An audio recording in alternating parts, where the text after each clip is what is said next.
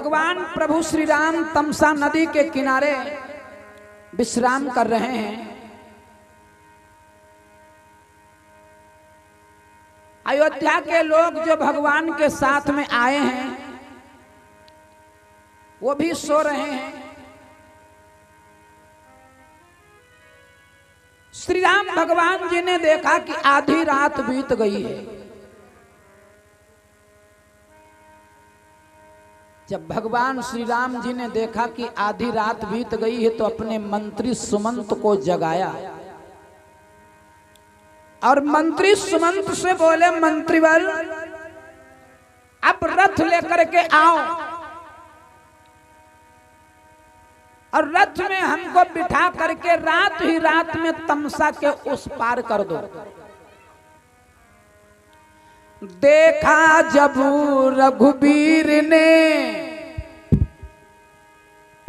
अर बीती आधी रात तो जगा तुरंत सुमंत को बोले ऐसे बहन।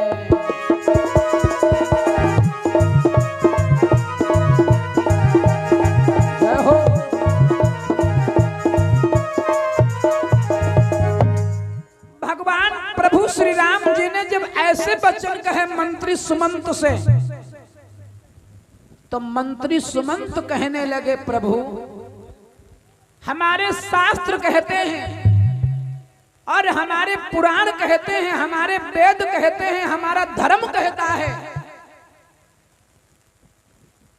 कि भले दुश्मन हो हमारा और यदि सो रहा है तो उसके साथ में धोखा नहीं करना चाहिए।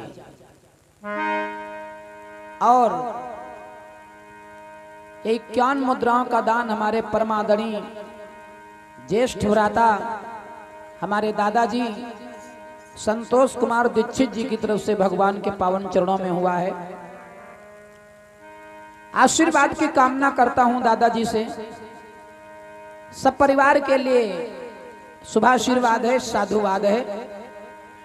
सदा सुखी रहें, स्वस्थ रहें, मस्त रहें। प्रेम से बोलो राघवेंद्र सरकार की जय हो। तो मंत्री सुमंत कहने लगे, सरकार ये शास्त्र कहता है हमारा कि भले दुश्मन हो और यदि दुश्मन सो रहा है तो उस पर वार नहीं करना चाहिए, अधर्म कहता है। आप बताओ, आपके तो ये प्रेमी हैं और सरकार आप तो इनको प्राणों से ज्यादा प्रिय हैं। इन लोगों को इतने इनके प्राण नहीं प्रिय हैं जितना आप प्रिय हो। आप इनके साथ में धोखा कर दोगे, ये तो अन्याय है सरकार, ये तो अधर्म है। भगवान श्री राम जी ने कहा, मंत्री इस समय मैं केवल एक ही धर्म जानता हूं, जो राज धर्म की आज्ञा है, जो राजा की आज्ञा है, उसी पर चलना हमारा धर्म है और उसी पर चलना हमारा कर्तव्य है और मैं कोई धर्म नहीं जानता हूं। एक बात और बता दूं मंत्रीवर,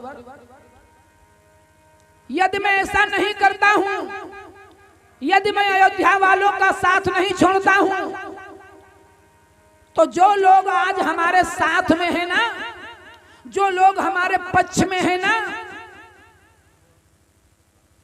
वो हमसे खिलाफ हो जाएंगे। कल वही लोग हम पर उंगलियां उठाएंगे कि राम को नहीं अच्छा लगा कि भरत राजा बने, तो उन्होंने सारी प्रजा को भड़का दिया और अपने साथ में ले लिया और वन को चले गए। इसलिए मंत्रीवर ये समय बात करने का नहीं है, रथ लाओ और यहां से जल्दी निकालो हमको। कि है मंत्रीवर अब यही उचित, रथ इसी समय तैयार करो।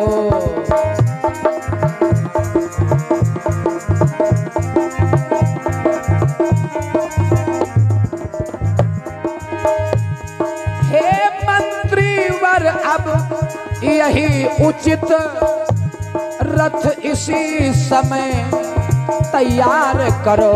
और तमसा रहते रहते हमको तमसा नदी के पार करो।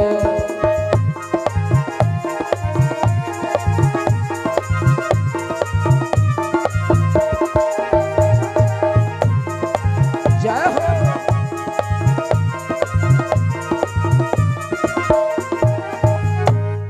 आज प्रभु श्री राम जी ने जब मंत्री को इतनी आज्ञा दी तो मंत्री लाचार हो गया। क्या करे बेचारा, मंत्री है ना, रथ लेकर के आ गया। आखिर रथ लाया सचिव लाचारी के साथ, सीता लक्ष्मण प्रभु सहित तो चले सुमिरी गणनाथ।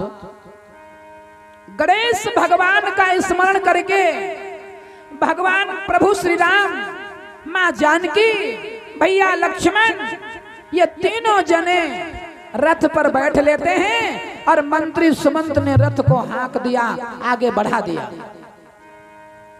रथ तो भैया चला गया। रथ पहुंच गया श्रृंगबेरपुर धाम में। ये श्रृंगबेरपुर धाम क्या है? ये निषादों का गांव है।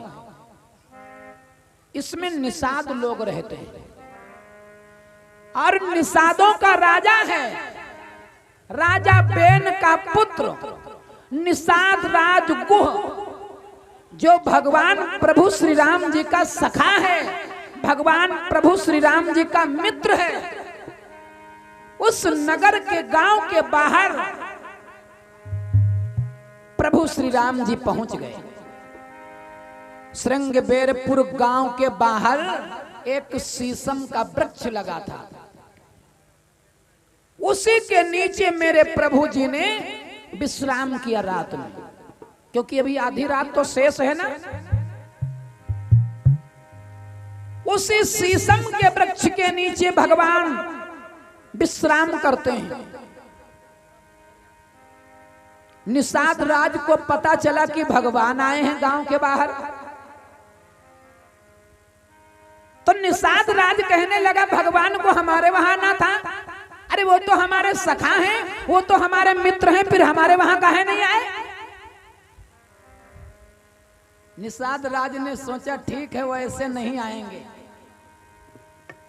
अब हमको जाना पड़ेगा और उनको लिवा करके हम लाएंगे। इसलिए भगवान नहीं आए हैं। वो सोच रहे हैं निषाद राज खुद ही आवे हमका ले चलें। तो कंदमूल फल लेकर के निषाद राज गुह अपने मंत्रियों के साथ में आया भैया, प्रभु की सेवा में उपस्थित हुआ। प्रणाम किया, वंदन अभिनंदन किया और कहा प्रभु चलो अब घर को प्रस्थान करो। आपके चरण कमल हमारी कुटिया में पड़ जाएंगे नाथ, तो हमारी कुटिया पावन हो जाएगी, पवित्र हो जाएगी। सरकार चलो।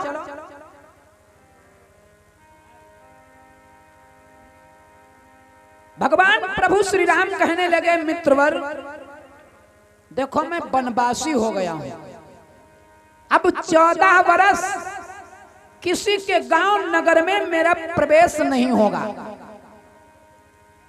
एक जगह पर भी नहीं रुकेंगे और किसी के गांव नगर में नहीं जाएंगे।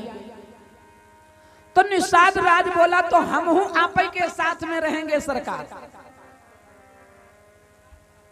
राम जी बोले तो आप रहो। अब राम जी में और निषाद राज में वार्तालाप हो रही है, ध्यान से समझिएगा। प्रभु श्री राम निषाद राज से कह रहे हैं मित्रवर, सवेरे गंगा पार जाना है हमको। निषाद राज बोला तो काहे सरकार चिंता कर रहे हो?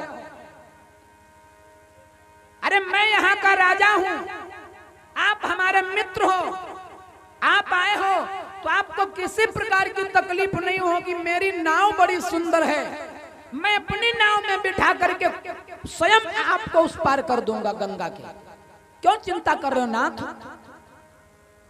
ये बात जब राम जी में और निषाद राज में हो रही थी तो राम जी की और निषाद राज जी की बात ये केवट सुन रहा था, जिसने भगवान को गंगा पार किया। वो केवट बहुत गरीब आदमी है। और भैया एक बात बताऊं, वो केवट बेचारा सारा दिन घाट पर रहता है, गंगा जी में नौका चलाता है, जो कोई लोग आते हैं उनको उस पार करता है और उनसे जो पैसा मिलता है उससे परिवार चलाता है,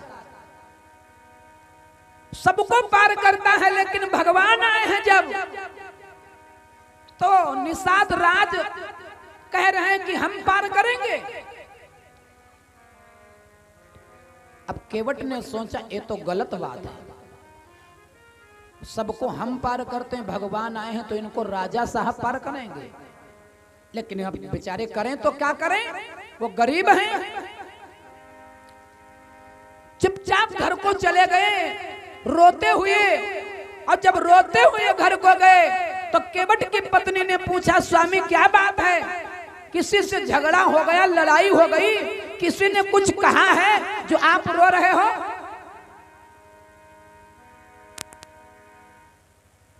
तो केवट ने अपनी पत्नी से कहा, देवी किसी से झगड़ा नहीं हुआ है, किसी से लड़ाई नहीं हुई है, किसी ने हमको कुछ नहीं कहा है। बोले तो काहे रो रहे हो?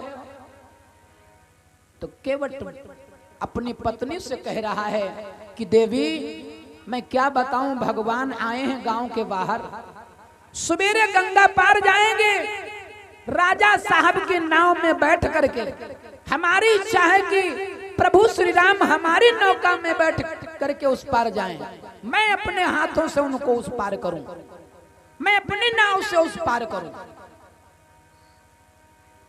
लेकिन मैं गरीब हूं, अमीर होता तो बढ़िया सुंदर नाव सजा लेता, ऐसा हो ही नहीं सकता।